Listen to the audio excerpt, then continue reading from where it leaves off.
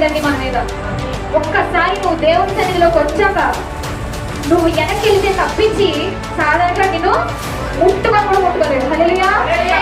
దేవుని సన్నిధిలోకి వచ్చిన మనము ఎంతో భయభక్తులు కలిగి దేవుని యొక్క అగ్ని, నేను మాట్లాడుతున్నా మన రక్షణ తీసుకున్నాకంట మన చుట్టూ అగ్ని కట్ చేస్తానంట దేవుడు.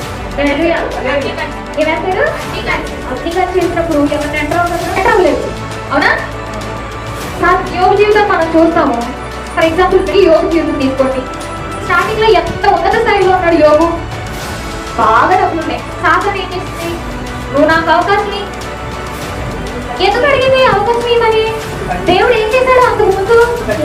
యోగుకున్న భక్తి జీవితానికి ఏం చేశాడండి దేవుడు? నచ్చింది. అతని కుటుంబం చుట్టూ కంచి వేశాడు కాబట్టి నువ్వు కంచి నేను లోపలికి వెళ్తా అన్నది. అవునా కదా? మన జీవితంలో కంచి వేయడానికి నమ్ముతున్నావా?